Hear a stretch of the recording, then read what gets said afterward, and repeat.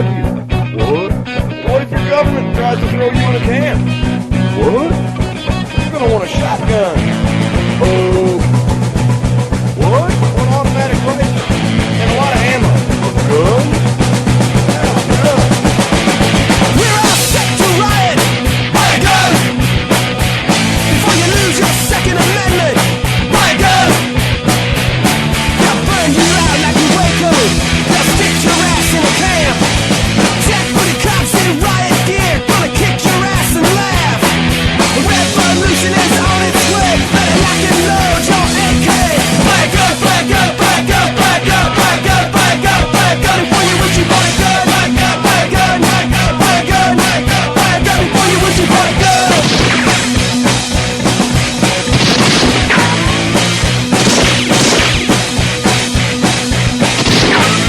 We're all set to riot. Buy a gun before you lose your Second Amendment. Buy a gun. They gave your money to the banksters. They stole your pension funds.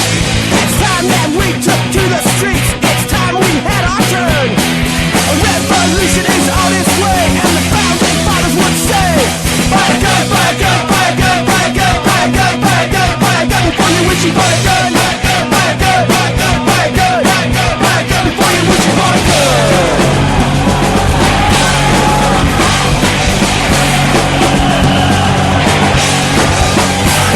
gotta riot in the streets. Revolution's not clean and neat. You gotta riot in the streets.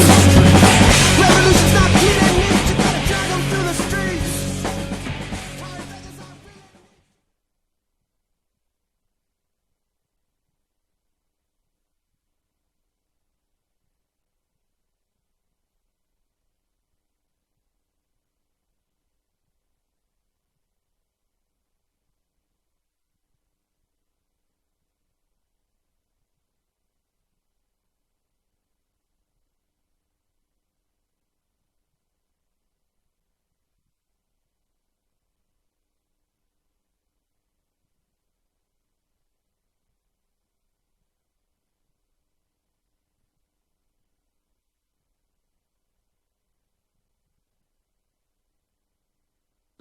Not something that you normally hear on the radio, and it was nice to see somebody else who remembered the beginning of UFC and not just the great big commercial spectacle that it is now. Oh yeah, absolutely. It was way different back then, man. I mean, it was just I actually am lucky enough to my first fight. That was what it was. It was just called NHB then. You get there, it's no body, no eye gouge, and you're like, huh? Well, this is going to be quite interesting. Do you remember the very first televised UFC? I think James Brown was one of the hosts, and the Gracies were fairly involved with it at that point. And I remember at the end of it, James Brown walked off when they were giving the little closing bit when they all standing in front of all the announcers. He just took off his headphones and just like threw them down and walked off. And I think it was so different at the time. There was a lot of the Gracie going to the ground stuff, so it didn't have like a lot of the punching like you see with boxing. And I wonder, do you remember that? Oh yeah, absolutely. Those first events. See, the Gracies actually, they are the creators of the UFC. They were behind the initial creation of UFC 1. They were behind UFC 2. They were heavily integrated. Basically, the UFC was just a massive commercial for Gracie Jiu-Jitsu, and it worked. It worked well because they had done their thing long enough. They knew that most of those guys coming in, they weren't going to have a lot of ground experience, and as soon as they got there, they were going to have the advantage. And they actually chose their weakest member. They considered Hoist Gracie their weakest member of the family. They had other guys like Hickson and Horian and Helson. Those guys were very, very well-known fighters in Rio de Janeiro, but Hoist wasn't. Hoist was the weaker, so they actually chose him on purpose to show that their weakest family member could beat some of the strongest guys in the world. Yeah, it was very, very different, and coming from that time, the only other kind of any sort of fighting or martial arts sort of stuff like that would have been wrestling and boxing on TV, and it was so completely different than both of them. It was almost, well, it was a change in the culture, definitely. Oh yeah, absolutely. Initially when it started, it was funny because you saw these evolutions from how it started then as to where it's at now. And you had your jiu-jitsu guys, and your jiu-jitsu guys were going to the ground, they were dominating people, and then slowly you started having strikers figure out, they said, well, if I stop them from taking me to the ground, well, what are they going to do? Because these guys weren't training striking at the time, because they said, well, you just take them to the ground, that's it. And, well, things started happening then. Then you had the evolution of the striker, and it went through so many different evolutions. I think that they instituted a lot of things initially because like I said, it was created by the Gracies. So they initiated a lot of things initially to help them really be victorious, having no biting, no eye gouging, and things like that. That's a big deal when you've got a guy trying to hold you down, when you can start digging fingers in the eyes and you start gnawing away at limbs as he's trying to break yours. Yeah, it can get absolutely. Yeah, that's a whole different realm of pain. That's a definite stimulus that gets somebody's attention right there. Yes. Yeah, absolutely. But you had the boxers initially. They had a boxer I think it was the first, it was either the first one or the second one, Art Jimerson or something like that. He was a really good boxer, had a lot of titles and everything. And I think he entered the first UFC with one boxing glove on against Hoist Gracie. And Big John McCarthy was still refereeing then, and John McCarthy told him in the back, because John had trained with the Gracies, he's like, look, if he gets you to the ground, you're in trouble. And pretty much as soon as Hoist got Art Jimson to the ground, Jimson was already tapping. He was like, that's it. He didn't even want to have anything to do with getting anything broken or choked out. Right. And a guy who knows what he's doing, once he's got you on the ground, there's no getting out of it. Yeah, you have to have a understanding of the groundwork. You don't have to. When I talk to guys about training, guys will come to me and say, "Well, what should we do for training? I need to learn jiu-jitsu and everything." I'm like, "Well, it depends on what your goals are, because getting into a grappling competition in a fight, and you get into a grappling situation, say in a cage or a ring, well, there's a referee there, it's you against another person. But if you start talking grappling and there's 2 people, 3 people, 4 people, well, as soon as you go to the ground, your dominant position all of a sudden becomes a lot less dominant, because there's feet coming at your head because his buddies are trying to kick you. He may have a blade, he may have whatever, and things change dramatically. And that's why I always try, whenever I'm talking to guys about training, I say, let me know what you want to train for. Do you want to fight? Because we can train you to be a fighter in a cage or whatever. But if you want to train just to defend yourself or personal protection, whatever, you need to have a different mindset, different approach behind that.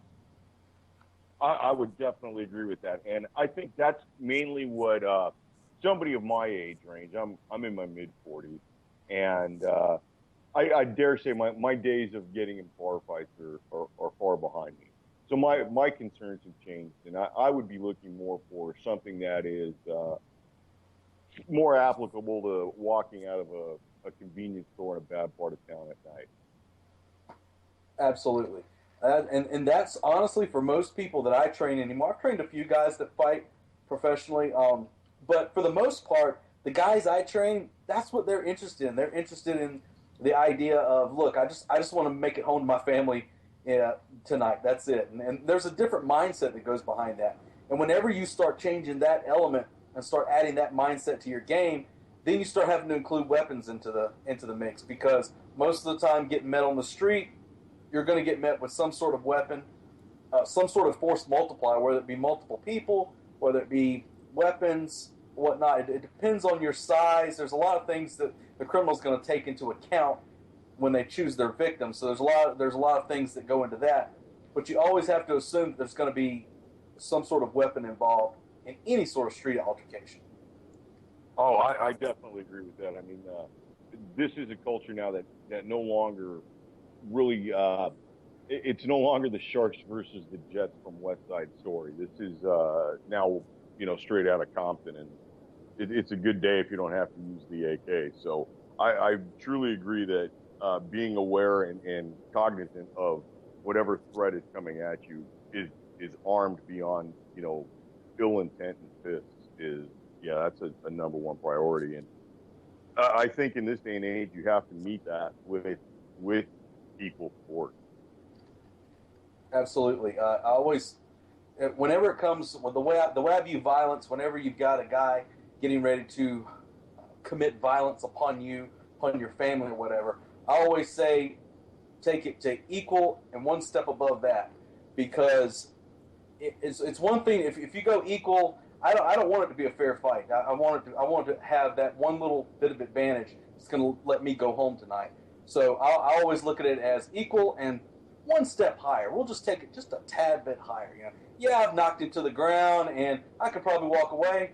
Let me go ahead and give him a boot real quick so I can just mosey on and not have to worry about taking one to the back. Well, I agree with that fully. I mean, just because he's down, it doesn't mean that he's no longer a threat. I mean, the threat was established when the attack came at you, and it's really within your duty and your own best interest to make sure that attack stops. And yeah, sometimes that's not pretty. Absolutely not. Especially, and the thing I talk about with guys too, with because I don't have the certification anymore, but I did have the certification as a NRA firearms instructor with pistol and rifle. I don't have that certification anymore because it just wasn't really a lot of places to teach it around where I'm at. But anyway, I had an NRA certification at one time. We were my ex-wife and I were in the Refuse to Be a Victim course. We both taught that for a while, and that's a kind of a tough business to get into if you're really at all interested in making any kind of money in it. It's really, really tough. Yeah, it can be very difficult. One of the things I always teaching some of the local concealed weapons permit classes around here too. But one of the things that I always stressed to those guys was there's a bad thing that in the firearms community that I see especially, where people get this idea that once they have a gun, they've all of a sudden created this magical force field around them that prevents anybody from hurting them, and it's like, well, you know, I carry a gun. It's like, well, that's great, but you always also have to understand, like the old adage of the guys say, never bring a knife to a gunfight. You hear that all the time, and I absolutely wholeheartedly agree with that. Never bring a knife to a gunfight. However, until you can draw your weapon, clear the holster, put rounds in the target, and stop the guy, it's still a knife fight. So I always tell people, make sure that you have some level of empty hand combatives, because you're not going to walk around with your gun already drawn out. In most cases, being the good guy, unfortunately, we have to give the bad guy this sense of he has to have a slight advantage coming into the game because he already knows what he's going to do. Now, of course, there's things we can do to analyze the situation and all that, but either way, he knows exactly what he's going to do and why he's there.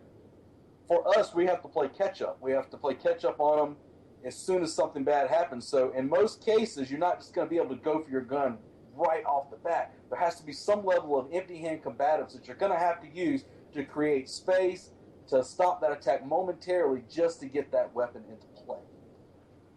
I agree. You have to learn some sort of way to delay them to where you can get to your overpowering force.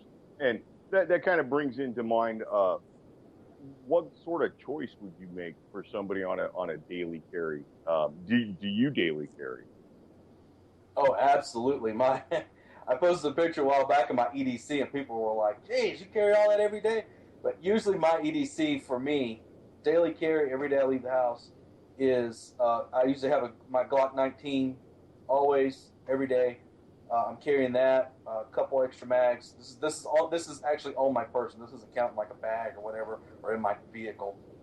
But I have that on me.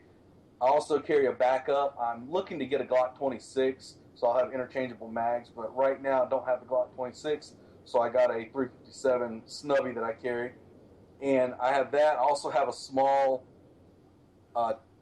over and under Derringer with 410 that I carry, and that's that's my carjack deterrent, I guess you could say. That's kind of one of those last ditch things that if sometimes that gets left out of the EDC, but I usually have several blades on me. I have a background in some of the blade arts, so I usually carry 1, 2, three. Usually have like 3 or 4 blades on me also, fixed blades and a couple folders. So I flashlight, my pocket right now. I'm wearing cargo pants. my pocket's got a tourniquet in there. I usually try and keep a tourniquet in one of those. So that's usually a daily carry for me anytime I leave the house to head into town. So What kind of tourniquet do you use? Do you just use like a regular hospital like blood draw tourniquet, the little latex one, or do you use one of the more specialized ones? I got the rats tourniquets. Usually the rats tourniquet, I think that's what it's called. It's usually the ones they use in the military. I've seen a lot of different people with use a little plastic ratchet on it. Yeah, with the ratchet on it. Yep. Okay, all right. Yeah, that's a much better system than a little latex one. Yeah, it's easier to use. It's a lot easier to do it one-handed. So, and it's very small, fits in the pocket. So, and I also have a bag that I carry with me that has a lot more loaded mags and stuff in it, and some medical gear. Just a little sling bag that I can throw over my shoulder, and I'll always have that in my vehicle with me. So. All right, so your choice of a Glock 19 is an excellent choice, I think. But in my opinion, for my size, as a concealed carry weapon, to me it's a little bit big. Mm-hmm. I'm 5'10", and yeah, to me that's a little bit big. And the Glock 26, honestly, it's smaller, but when you carry it concealed, it sort of feels almost the same as the 19 or even a 17, just because it's the same width. I mean, obviously because you can interchange magazines with it. And I found that for me, like on a daily carry, slimmer is better than necessarily smaller. Mm-hmm. For me, the 19 fits perfectly. Initially, before I got the Glock 19, I was actually carrying, believe it or not, inside the waistband holster, a full size HK USP. I was carrying in an inside the waistband holster, full size under t-shirt and shorts. So carrying a Glock 19 for me, when I moved to the Glock 19, I was thinking, wow, it doesn't feel like I'm carrying a brick in my pants anymore. Right. But some of those full-size handguns really are junk. Yeah. So some days I'll carry. I have two Glock 19s, and sometimes I'll carry one on the right side, one on the left side. The left side being the backup gun. So I'll carry two 19s sometimes, and usually all these things that I carry, a lot of guys they have, they wear the pants and they have their cover garment and their t-shirt. Me, this is South Carolina heat, baby. I'm walking around in t-shirt and shorts and flip-flops. All this stuff is carried t-shirt, shorts, and flip-flops all the time, and it conceals perfect. I'm in South Texas, and yeah, I agree with you with the shorts as much as you can in the summertime, and so at least that allows you for like good loose-fitting fishing shirts and whatnot, like the Columbia shirts or the Magellan shirts for all of us who shop at Academy. Yeah, you can actually get a good bit of stuff around the waist. A lot of people get concerned about printing. I don't particularly worry too much about printing naturally because I'm a pretty big guy too. I'm around 6'1", around 255, 250, somewhere around there. So for me, when I'm carrying all this stuff in the waistband, usually I have to buy like a pair of pants that's about a size too big to get it all in there. But for me, carrying all this stuff, it's not that big of a deal for me. As far as printing goes, I mean, everybody carries so much stuff on their belts anyway. Their cell phones, and some people's belts look like a utility belt almost with all the electronic gadgetry they have on it. So for me, I'm not particularly concerned about it. If you got a good holster, good belt, a lot of people get concerned about the holster, but really the holster and the belt combo really makes up the whole carry system. So if you've got all that stuff together, I think a quality belt, you can't underestimate the value of that. I mean, especially if you're going to do any sort of long-term real carrying. A $7.99 Walmart belt does not hold up. No, absolutely not. And having a good holster is a good thing too. For me, I got hooked on a local company. Well, it's not really local. They're state up. I consider them local. But a company out of North Carolina, N8 Square Tactical, I think that's what they're called. very, very comfortable holster, and I've never been really huge on having a really comfortable holster that was, felt good against your skin wearing it all day. But if you carry, usually I'm carrying all day long. When I leave the house until the time I come in, and a lot of times I still carry when I'm in the house. Having that good, comfortable holster really makes a big deal. I mean, you can take a nap in the thing and barely even have it cause you any issue throughout the day. Now, sometimes it'll get a little hot by the way it's made, but I love the Nate Square Tactical holsters. And what's the construction of this holster? Is it like a Kydex holster? Is it a leather holster? Some sort of nylon? Or I'm not familiar with that company. They have two different. I think they have two different styles. The one I always used was a leather holster with a horsehide type backing on it, with a leather like horsehide backing, something like that. And then they had like a nylon on the front. And that holster, it's got a lifetime warranty on that stuff. That holster lasted me for a long time. But I recently switched to the same style, except without the nylon. Now they have the Kydex on there. So now they have the Kydex. So it just carries a lot. It's a lot easier to reholster and all this stuff like that. With the nylon, when it was very difficult to reholster that thing, but with the Kydex now you can draw and just put it right back in the holster. No issue. You don't have to worry about it. They're a pretty good company, though. I think they're out of North Carolina. I'm sort of partial to a Tagua holster for the. I really like an inside the waistband holster that they make, and it's actually it's kind of weird. It's not even designed for the firearm that I'm using, and it just happens to work out perfect for it for carrying down here because it gives you more protection between the skin and the firearm in this wonderful, glorious humidity that makes everything stick. And you being in a fairly humid place as well, the maintenance of the firearm is quite important at that point, especially if you're going to be carrying, with direct contact on the skin. That can, if you're not careful, you'll end up with rust on a gun. Yeah, absolutely.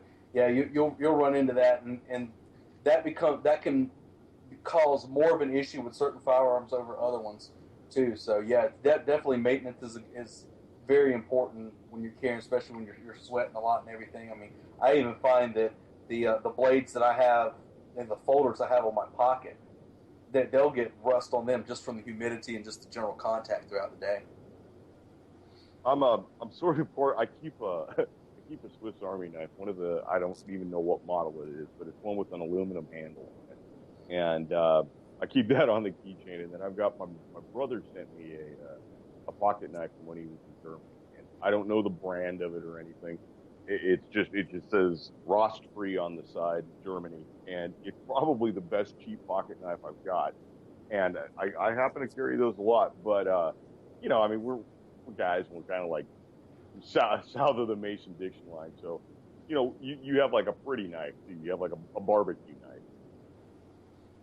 Yeah, there's a lot of like different blades. For me, with my blades, the way I look at my blades is I'm the guy that somebody sees a blade on my pocket and they say, "Hey man, let me get your knife for a minute." The first phrase out of my mouth is, "What are you going to use it for?" Because all of my blades, I treat my blades in the same manner as I do my guns. My blades are only designed for one purpose. I usually have one on my pocket that is the general cutting blade that I can say, okay, here you go, because I just got sick of people asking me. But all of the other blades, I have, every single one of them, those are only designed to cut meat in whatever form it may appear. I agree with that. I've taken to the point of where experiencing the same thing. Hey, let me borrow your knife real quick. And actually having somebody use the knife to jump contact on something and put a nice burn on it. I was like, "Oh, fuck did you just do, moron?" I've taken to carrying like a hefty, cheap knife. Like, and actually, I hate to say it, but it's from Walmart. I don't even know what brand it is because I took it to the grinder and ground off all kinds of identifying marks on it. But I seem to like end up carrying a cheap one like that has a clip that's visible. But the one that my brother gave me, I usually carry that in my pocket. That doesn't go to anybody. Yeah, the blades are something that's interesting. If you've ever been around a guy who's being around some different guys that I know who are into the martial art of using the blade, if you ever have been around those guys, it gives you a whole different outlook on the blade. A lot of guys take knives kind of for granted, you know. They're like, oh well, you know, that classic thing of I can't stand hearing the knife to a gunfight analogy because it's ridiculous. It's like saying don't bring your fist to a gunfight either. It's like, well, yeah, okay, well don't bring a pistol to a rifle fight. You know, all these things like that. Right. It's kind of ridiculous, but with in the concealed weapons training, I mean, at least when I took the class years ago, I no longer carry a concealed weapons license. I don't give a shit what they say about it. I'm going to do it whether or not they want me to. There was the thing with a man with a knife could cover what was it? It was 50 feet before you could draw and fire. A determined guy could do it, and we used the blue gun for that, and everybody put a gun on concealed, and another guy with a fake knife tried to do it. Every time the instructor did it with a knife, he scored first. Nobody could get the gun out. And you think about how far that is. You think about the average conversation distance that we have with people on a normal basis. If you think about, let's say, when a lot of people also have this idea that criminals are these stupid thugs, and they don't know this. They got shit for brains. Everybody, whatever. Nobody worries about the criminal. They're just stupid. That's not the case. The criminals are very, very clever at their craft, and they hone their craft, and they train this in a certain environment to become very skilled at it. So they're not just going to walk up to you and whip out their gat and put it in your face and say, hey, man, you know, give me a walk. It's not how it's going to happen. A lot of times, especially if you see them, they're going to use dialogue. They're going to use dialogue to get close. And the whole game is getting well inside that distance. The Tueler drill that was originally come up at 21 feet, and that has been expanded now. The FBI has expanded that further away. But now in that 21 feet, that's way off. I've talked to several law enforcement officers, and they'll say, yeah, you know, this is average conversation distance. And I'm like, yeah, you know, and I've been talking to some of my friends, and I'll pull one of my blades out that I have an appendix carry, and it's out, and it's near his face in, you know, half a second. And they're like, wow. And I'm like, yeah, you know, that's how close it is. You need some sort of empty hand skills to be able to really work to get that gun out, because not only do you have to put rounds on target, you got to stop the threat. And not only that, it's not just getting it out and putting rounds down range. Like you said, it's rounds on target. And how many people will maybe be able to get it out and then just fire wildly?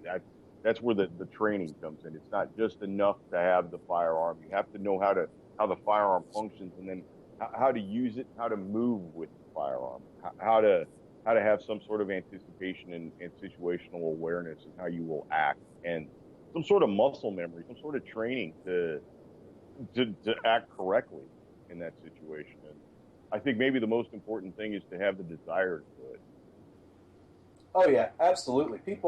When people start coming up with the idea of defending themselves, whether it be with guns, knives, their fists, whatever, they get caught up in the gear, they get caught up in the techniques, they get caught up in all this stuff like that. But the very first thing is mindset. If you don't have the mindset to fight, that mindset of the warrior, if you don't have that, you're dead already. You're a dead man instantly. It's over with, because if you don't have the will, it's all about the will to do it. If you don't have the will to do it, and a lot of people say, well, you know, once it happens, I'll be ready.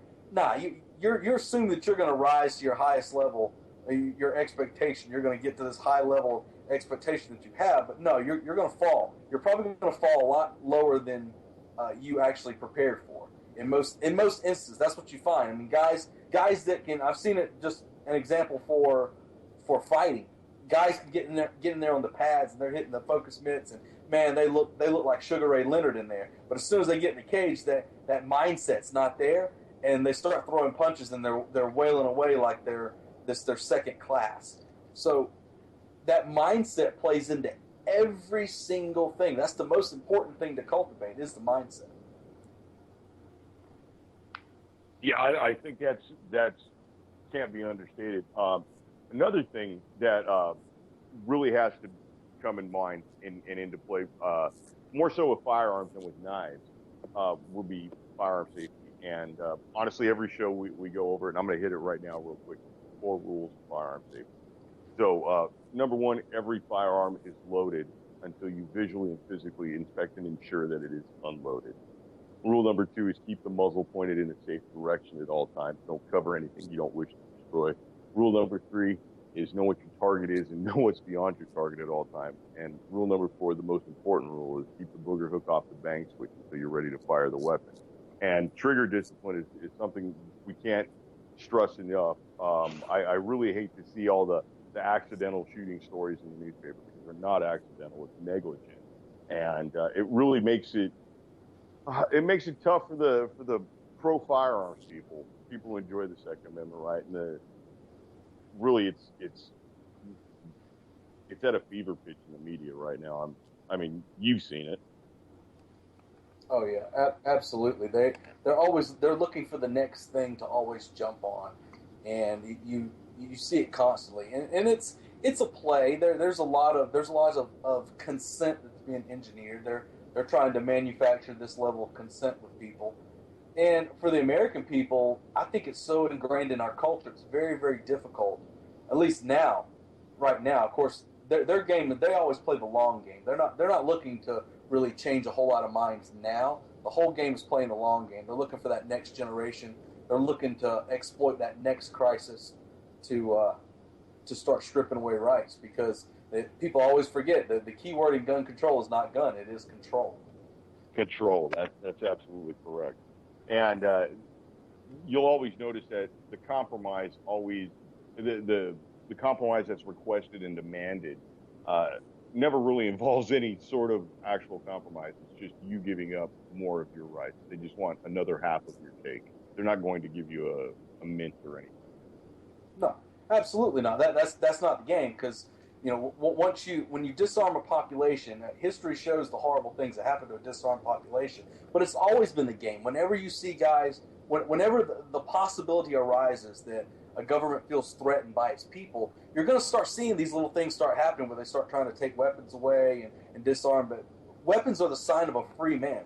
Slaves were the ones not allowed to have weapons, and the peasants were not allowed to have weapons. You saw one of the things I taught. I was at Blade Show in Atlanta a while back, or a couple weekends ago, and I had a conversation with James Yeager of Tactical Response. Me and him were talking about some different stuff with firearms and with archery, and because archery is one of my big things too. And with archery, one of the first levels of gun control was the control of bows. It was bow control. They tried to have bow control. The French especially, the French made sure that they wanted to make sure they never escalated to the military using anything other than crossbows, because they knew the crossbow was difficult to make and your average peasant couldn't do it. So if the peasants saw they could easily make a longbow, there was fear from the French monarchy that you could have an overthrow of the government. So they made sure, they said, you weren't allowed to have bows. No, you don't want to use bows. No, crossbow is better. Which they knew it was a lie, because the English were destroying the French with the longbow. Well, I've always been of the opinion that a firearm is your last best way to say, no, I do not comply. And, yeah, that's under assault. I mean, recently we just had the congressional sit-in for, the common sense reform and, safety for the children. And I just kind of found it very, very funny that in the same time that they're screaming for this and having this congressional sit-in and terrorists on the watch list, it used to be that they sat in for an expansion of rights, and now they're sitting in for the corrosion of rights. And the greatest hero of the civil rights movement that they're invoking was on a watch list. So just like the pure two-facedness of it all is just disgusting. And unfortunately, I'm somewhat addicted to CNN because it's like Pravda. It's straight propaganda right from the horse's mouth. And it's just been nonstop. Oh yeah. Well, that any true propaganda comes at a drip feed. They have to keep it coming, because anytime you let up with the propaganda, that opens the door for a person to start thinking for themselves, so they can't have that. That's why they keep using all these buzzwords. I laugh my ass off when I hear this term of the idea of common sense gun control. They always use it. They always slip that word in there. There are definitely common sense measures.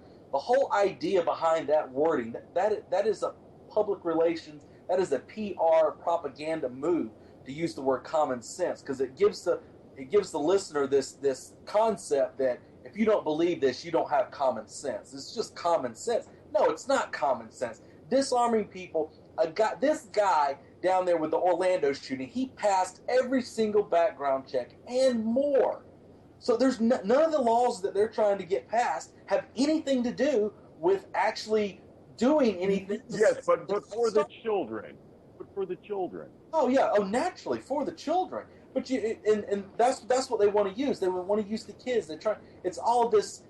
Whenever you see the liberals, especially with like the liberals, especially with the gun agenda, it's never a prey on rationality. It's always a preying on emotion. They're just like, don't think, be emotional. Don't think, be emotional. Be emotional, be emotional, be emotional. That's the whole game. And if you get a lot of guys like you and I who are pro-gun, we understand the game, and we're looking at this and we're thinking with rational minds, and that's why it doesn't make any sense to us, because we're not getting emotional over this issue. Well, if we are getting emotional to a sense, we're getting pissed off. Oh, I believe that there's far more people getting pissed off than the media lets on, no matter what source of garbage you get it from. It's at least in my area, there's not a lot of people going along with this. In fact, it's changed people's mind that maybe they should be armed if they're not already armed. Maybe, and if they are armed, maybe they should go out and use it. And I forgot that this gun does. Yeah, I don't know if you're seeing like a resurgence of it. And then another thing that I found really interesting is the New York Times is consistently anti-gun. That's a consistently anti-gun rag. I've almost never seen anything that's even remotely rational regarding firearms in that magazine or in that newspaper until the other day. I saw an actual pro-gun article, but it was because gay people were buying it. And I think that now the method or this incidence of combining the quote unquote gay agenda and propaganda, with coupling it with the gun control, I think that's really going to backfire. I don't think it's going to have as much force as they want. Absolutely, I think it has backfired on them to an extent, because I think they were expecting the LGBT movements, I think they were expecting them to kind of back all this for some reason. I don't know. There's a lot of games that are played with. I talk a good bit about the manufacturing of consent, and there's a lot of games that they play in an attempt to see just how much consent they've manufactured. That whole idea comes from the Edward Bernays back in the early 1900s, where he was using the propaganda. He was behind so much stuff to get people to buy things they don't need. I talk about that a lot, and there's a lot of that goes on with the gun industry, especially with the anti-gun industry. And I think they believed that they had the LGBT community. I think they thought they had them so wrapped that they could slip one past them, but they were wrong, because you're starting to see there's an energy starting to build up in people. It's the same sort of energy that we started seeing initially with other revolutions throughout history, whether it be here or other places. That energy is starting to rile people up. And it's kind of like a bunch of bees, that the hive is starting to vibrate because everybody's getting closer, and that hive is just starting to vibrate. And all it's going to take is just somebody to come up and shake it a little bit, and there's going to be bees flying everywhere, and people are going to start getting stung. Oh, I believe that's on the way for sure. I'm almost in shock daily at, let's just take over the weekend. I don't know if you happen to see, but in Sacramento, there was some sort of political rally. And the news kept on referring to them as Nazis. There were some sort of, I think they were called the Traditional Workers Party or something, and some skinhead group. And then they kept on referring to counter-protesters that showed up, and actually that was Antifa, which is the modern communists, the modern Bolsheviks, the people who ruin lives and murder lots of people to get their way. And that sort of thing seems to happen on a fairly regular basis in California. And even though the California is a no concealed weapon state, I mean, I know they have concealed weapon permits throughout the state, but it's rarer than finding the 4-leaf clover, the unicorn, or whatever, to actually find somebody in California who's got a concealed weapons permit and is using it. I wonder how long it's going to be before somebody actually just brings a gun, no matter what the permit status is, and that may be what kicks off this whole thing. I mean, we've got the conventions coming up, and I believe they're opening up a prison right outside of Philadelphia, a shuttered prison that's been closed for 10 years or something. They're refurbishing it, getting it ready for the anticipated load of arrests that they're coming. Yeah, that's no surprise either. We see that just about every election year as well. You start to see that. You're starting to see the. I think it's a little more cranked up this time. I think the vitriol is cranked all the way to 11. Oh yeah, it is definitely fired up more so than ever, more so than I recall seeing in a long time. But one of the things is you see, especially on the left, you see that they're really pushing these people to do the things they're doing. They give the Antifa, they give these guys wings. They're letting them do these things. And I know that in some instances you see the law enforcement standing down. There's probably a lot more to it than you or I know. I mean, I talk to guys in law enforcement. There's a lot of stuff they have to go through. But whatever, either way you want to put it, whether they're standing down or not, the fact is when you have a group of people like the thing that happened in Sacramento, when you have a group of people out there protesting, which they have the right to do, whether you believe they got the permit, they followed all the laws. Exactly. If they absolutely have the right to do that, and you show up in a mob, and there was a lot more of them, and we're hitting people with sticks. I saw guys getting knocked out with flagpoles. And how does the media run it? They say neo-Nazi group gets into skirmish with anti-protesters or some BS like that. And I'm like, I watched this, and I'm like, call it what it is. Call it what it is. These guys, these supposed anti-fascists who ironically act like fascists, these guys show up and start beating people up. What do you think's going to happen? No matter what laws you have on the books, you have a natural law to protect yourself. Natural law is tooth and claw. And if these guys are going to come up there and start smashing people, guess what? Probably a few guys are going to get stabbed. It's going to happen. This is the environment that they're creating. And they can't be surprised when they see these things happen. But, of course, when they happen, they say, oh, those poor anti-protesters just out there exercising their rights. And it's all a game, and it's all this mass game, because they know if they say, well, it was white supremacists, everyone's going, oh, well. It's Nazi. It invokes the magic words once again. 90% of Americans disagree with Nazis. and that kind of goes back to the gun control argument. That's another thing in the line of buzzwords that they're using is 90% of Americans demand common sense reform. 90% of Americans can't agree that water is wet. Yeah.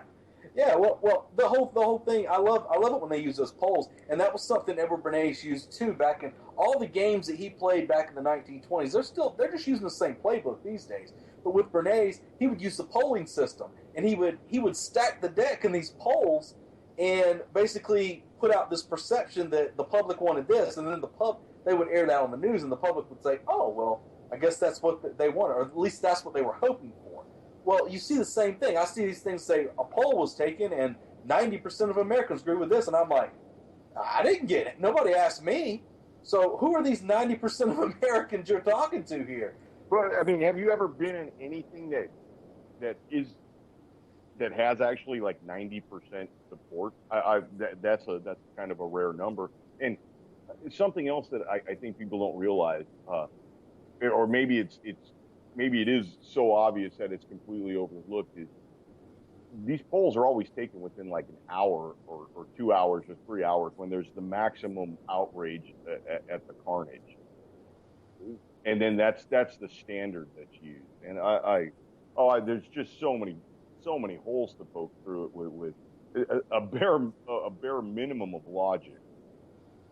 Oh yeah, well that's the game. They don't want there to be any level of logic into it, because when you see a poll number, they want you to react emotionally to it. They want you to see it and go, oh, I'm so outraged. I'm so outraged by what I see here. 90%. Well, I don't want to be in the 10%. Let me join the 90%. And it's all a propaganda game.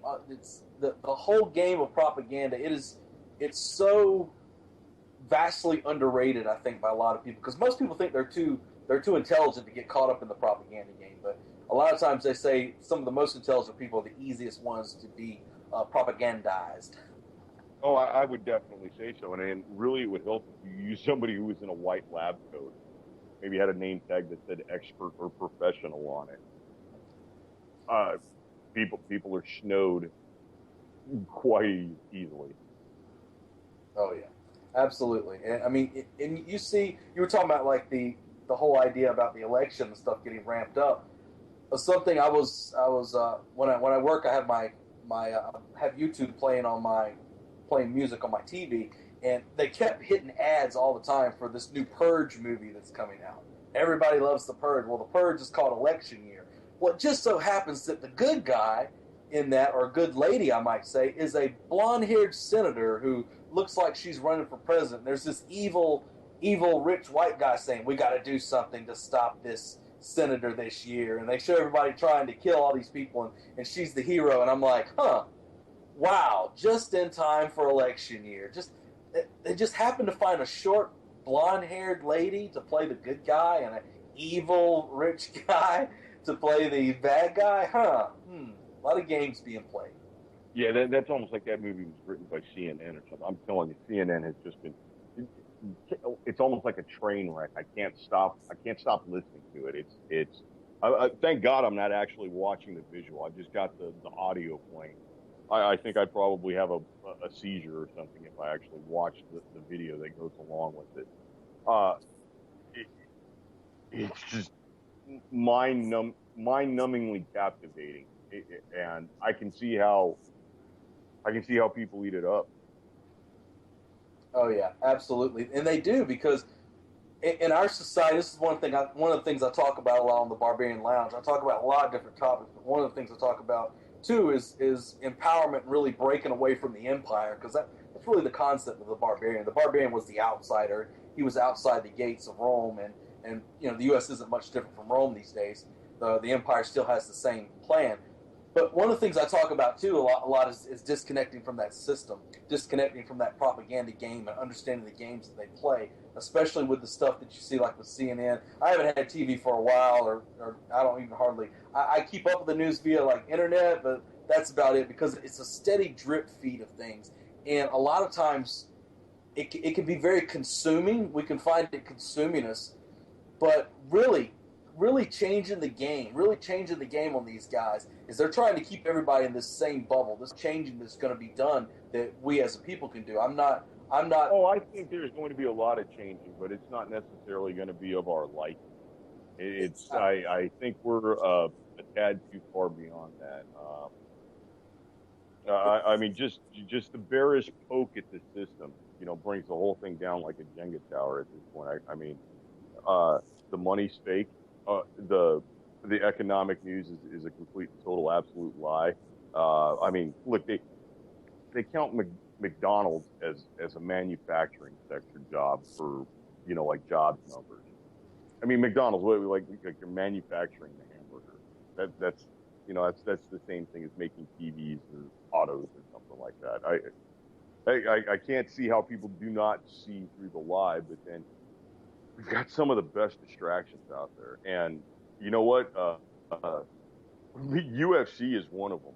I think it's just such a massive, almost like a mind fuck, man. And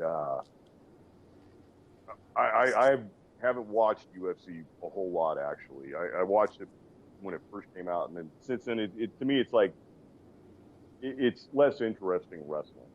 Is really kind of what it comes down to be after a while, and I'm not necessarily into the martial arts side of it. I look at it more from like the societal point of it, and I see that it kind of like has a tendency to numb people that maybe wrestling didn't. And I don't know if you see anything like that as well. It does, absolutely. People get caught up in this idea that they become this Joe generic MMA fighter, and all of a sudden they become, that they're this unbeatable person. Now you see issues with the UFC, especially now they have a deal with Reebok. So now they actually have like Reebok clothing with jerseys and stuff, and it's absolutely. So it's not just tap out in here anymore. Yeah, it's absolutely ridiculous the way they are now. But that's the same way when you were talking about the way things are changing. Yeah, whenever Rome began to fall, what did they offer? More bread and circus, more things to distract people. And my whole goal, especially with my line of work now, my whole goal is an attempt to get people ready for the after. Well, what happens afterwards? Are we going to build the same thing? Are we going to build something new? Are we all going to come together? Are we all going to separate tribally? How's it going to play out? And really to start preparing. A lot of people just keep doing the same thing, and they're just waiting for the system to fall and see what happens there. Well, the system's very clever, and it has a tendency to rebuild itself very quickly. And if anything, it'll take a form of what it once was. My whole game that I'm trying to push towards people is to get them to start doing things to make change, start building communities for themselves. There's a lot of things that people can start doing now to change things. People that learn a lot about what's going on with the government and the economy and all the tricks that they're playing. I tell them it's good to know that. You have to know that because you have to survey the battlefield and know what's coming. However, a lot of people just get consumed in that and say, well, we're going to work on waking guys up and getting more people. It's good to get allies, but there's some people not going to be converted.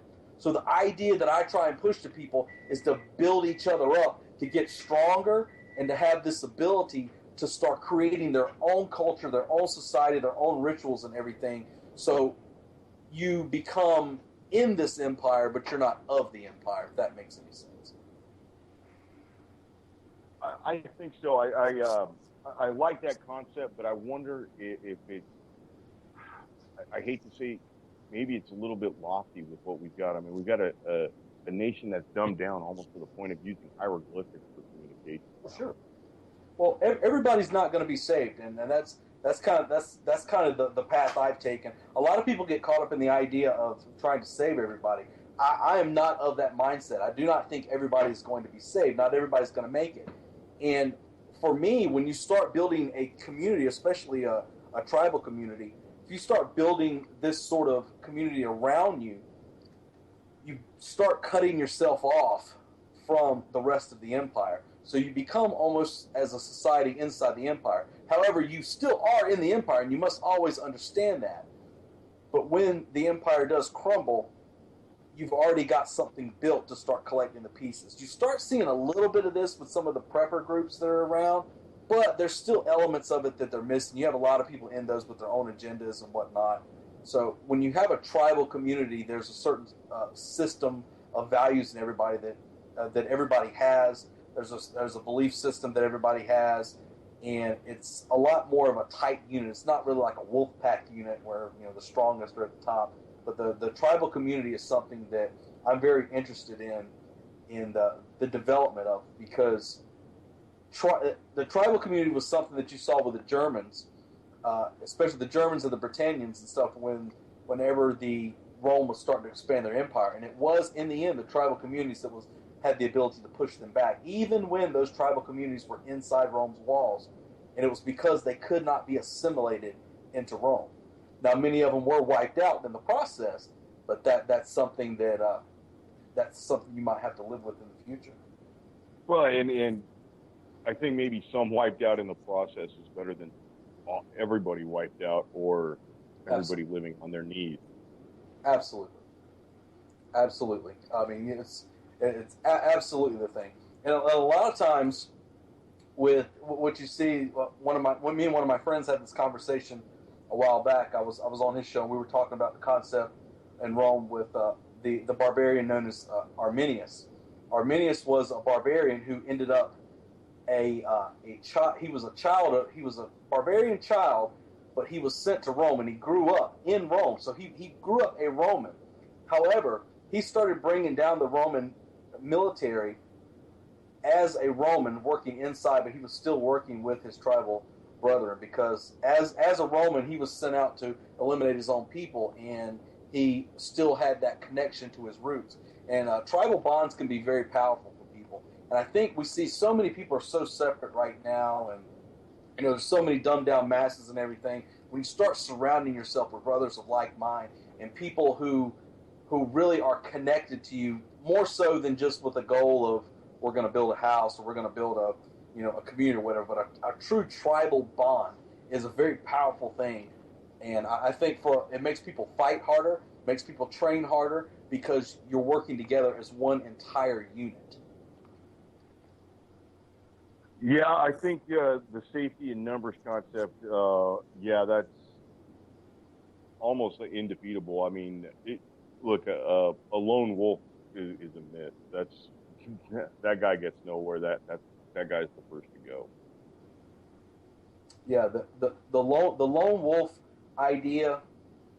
There are a few people who've been able to pull it off, but if a few people can pull something off, in those instances, it's probably not the best thing, because there's not a large list of names who managed to pull off the lone wolf. No, it's quite a small list. Yeah, that's why they're memorable. Yeah. All right, so let me throw a question at you real quick. Yep. You have $300, and there is a gun show in your general vicinity, less than a 15-minute drive from your location. Mm-hmm. Do you go? And if you go, what do you buy? I do go. Absolutely, I definitely do go.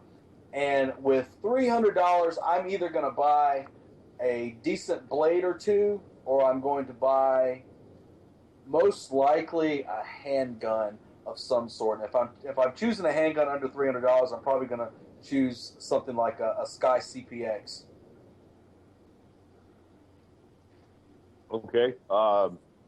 So are you more now looking towards concealable handguns? Because I think that's where the immediate future of gun sales in the United States is headed towards. I think it's headed towards the AR-15 and concealable handguns. Yeah, absolutely. Concealed handguns is the way to go. I'm not huge on the whole concept of like an open carry. I understand the open carry, and I understand what it's for.